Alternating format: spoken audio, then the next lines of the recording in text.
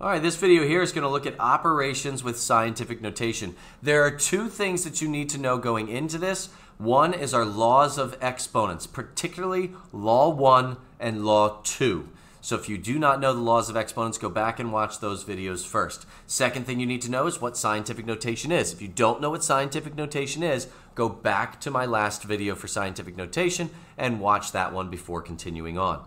Now, let's look at operations with scientific notation.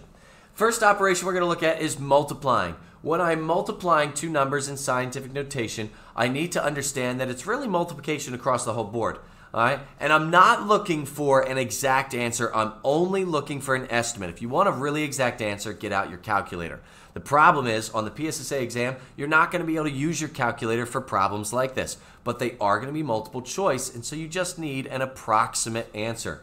To get there, when I'm multiplying, start by rounding your values. I'm going to look here, round 1.08. Well, that rounds down to 1. Just make it a whole number. I'm going to put that in parentheses for a reason. You'll see that in a moment. I'm multiplying that 1 times 10 to the negative third. All right, and I'm multiplying that by 9.3. Let's round that decimal to 9. And I'm multiplying that by another times 10 to the negative third. The reason I put these in parentheses was to demonstrate that I'm just multiplying four numbers here. And multiplication is commutative. That means that I can move around the order in which I'm multiplying them, and I'm going to do that for a specific reason. Some of you might already see why. And the reason is I can easily do 1 times 9. 1 times 9 is 9. And I notice that these two numbers involve an exponent, and they both have the same base. Well, that's our laws of exponents. When I'm multiplying two numbers that have the same base, all right, I can keep that base. All right, so both have 10 for a base. I'm going to keep that base, and I'm going to add my exponents. So I'm going to do a negative 3 plus negative 3. And negative 3 plus negative 3 is a negative 6. And when I get that result, I'm multiplying these two at the very end. This is my scientific notation, where my two numbers out front were multiplied together to get my new number out front. And my two 10 values were multiplied together to get my new 10 value. And that's how I can use my laws of exponents in order to simplify this problem here involving two scientific notation numbers. All right, let's look at the next one. Start off by rounding our first numbers down. 2 is easy, it's already done, but 8.1 can go to 8. All right, and I'm going to start by multiplying those two numbers together. 2 times 8 is 16 times 10 to the something. Now I'm going to deal with my tens. Again, I'm multiplying here, so I'm adding the exponent. Negative 4 plus negative 1 gives me a negative 5 altogether. Now, is that answer in scientific notation? No, it's not. My first one was because it only had one non-zero digit to the left of the decimal, just 9. But here I've got two digits to the left of my decimal, 1 and 6. I want to move that decimal over one spot to give me 1.6. Well, if I move my decimal up one space, I need to move my exponent up one space as well. Negative 5 going up is negative 4. Careful, negative numbers, when they go up, they get closer to 0. So that would be my scientific notation for that one. Let's take a look at a few more examples. Right now, I encourage you to pause the video and try these on your own first. All right, try 3 on your own first. See how you do. Now that you're coming back into it, I assume you did it on your own first. Let's see if you did what I'm going to do. Take the 2.32, round it down to 2. The 4 is already a whole number. Let's multiply these two together. 2 times 4 is 8.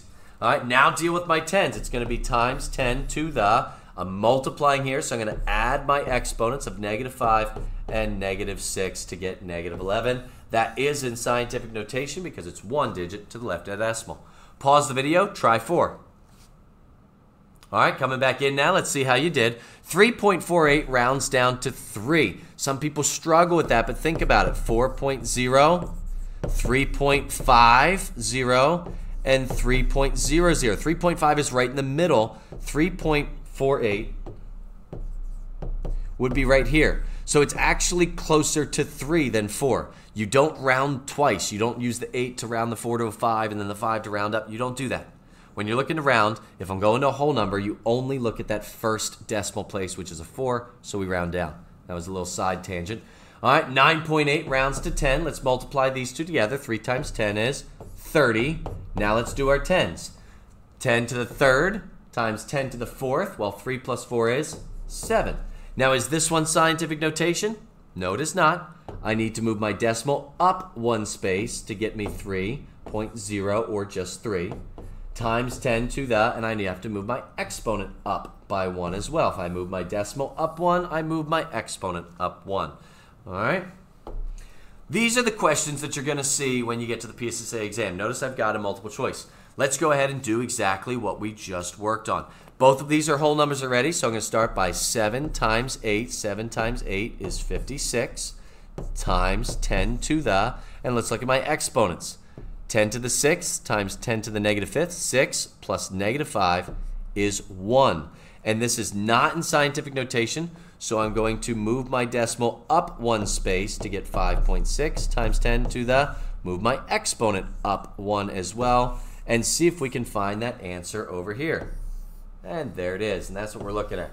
Okay, let's try another one. You try to do this one on your own. Now, the first thing you're going to want to do is convert this here to scientific notation. All right, so I really want to look at 6 times 10 to the 7th times 7. All right, and we moved our decimal 1, 2, 3 spaces, so it's going to be times 10 to the 3. And the original number was a decimal, so it's going to be a negative. Pause the video now, try to multiply those two together, see what you get. All right, coming back off it, let's start now. 6 times 7 is 42, and I know I'm going to be times 10, and look at our exponents. 7 plus negative 3 is 4, and this is not scientific notation, so I need to move my decimal up one space to give me 4.2, and if I move my decimal up 1, I'm going to move my exponent up 1 as well to give me a 5. Do I see that over here? Ding, ding, ding. D. Hopefully you got D when you did it on your own. If you did, congratulations. All right, let's move on to division now. In division, it's very, very similar to the way we did multiplication. The first thing we're going to do is we're going to round the numbers out front once again. So 7.1, that's a 7.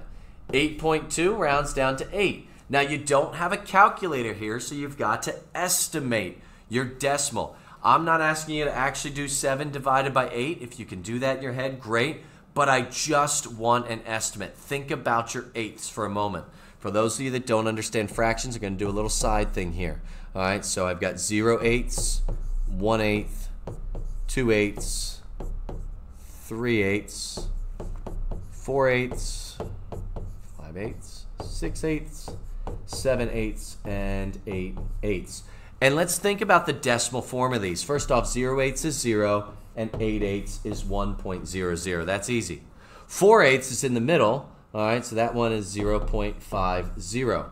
And there's some other eighths you should know. 2/8, aka 1/4, or a quarter is 25 cents, so 0.25. And 6/8, aka 3/4, all right, is going to be 0.75. Now, that's all I expect you to have memorized, but as we look at this, 7/8 is right in between 0.75 and 100, or sorry, 1. All right, as we look at this, what's a number that's between 0.75 and 1? Well, if you guess a number that's right in the middle, it's going to be 0.8 something. All right, you could give me an 8.8, 8.9, 8.5, 8.6, whatever you want. The technical is 8.75. So if you pick any decimal close to that, that's perfectly fine. In fact, you could even just go with 0.8 if you want to. All right, that's all I'm looking for, to get an approximate that's close to it. All right, so in this case here, I'm going to go 8.75 just for the heck of it, since I do know that decimal. All right, so I know it's going to start with 0.875.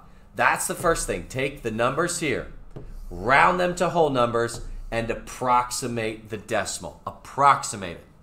Now that's times 10 to the, and now I want to deal with my tens. In the same way that we applied laws of exponents to the first one when we did multiplication, we're going to apply laws of exponents here. This time, however, we are dividing. 10 to the 6th divided by 10 to the 1st. Our law 2 says when we're dividing, we subtract our exponents. Top 6 minus bottom 1, which gives me 7. So in this case here, I'm going to get 10 to the 7th. Now, is that in scientific notation? No, it is not. So in this case here, I'm going to have to move that decimal 1 back to get me 8.75. And if I move my decimal back 1, I have to move my exponent back 1 or down 1. So 8.75 times 10 to the 6 is going to give me my approximate value here. All right, pause the video now. I want you to go ahead and I want you to try this second one here. All right, coming back into it, let's see how you did. Starting off with my numbers, 5.4 and 3.4. That rounds down to 5/3. And let's approximate that decimal. That is 1 2/3. So that should be about 1.67. All right, that's how we get my approximation. Now let's do our tens. All right, over here, careful. It's a -1 minus 1. -1 minus 1 is the same as -1 plus -1, which is -2 in this case. Now, is that in scientific notation?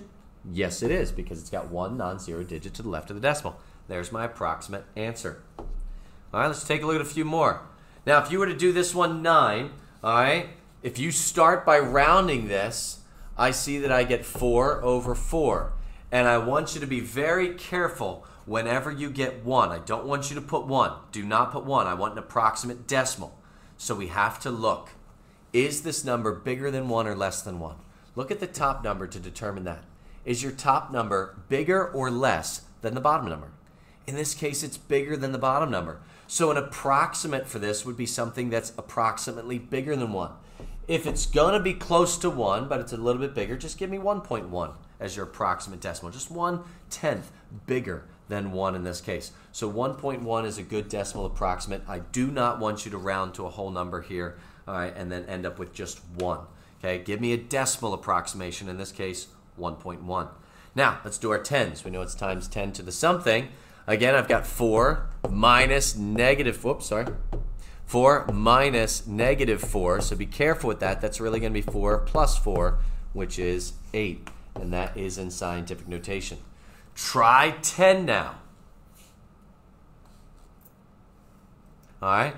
You pause the video, you're coming back in. Let's take a look. If you were to round this, I would get 9/9. Again, that's 1. I don't want 1.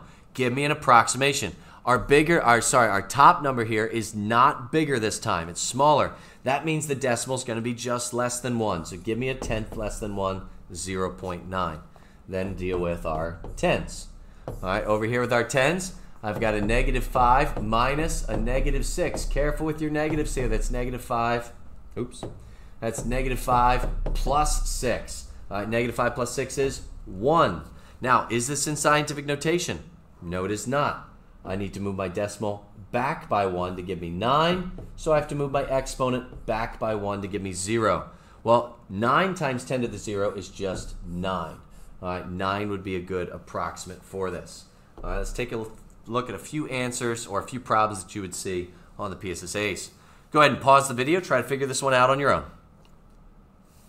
All right, coming back into this, I'm going to rewrite it as 4.8 times 10 to the 7th over 8 times 10 squared.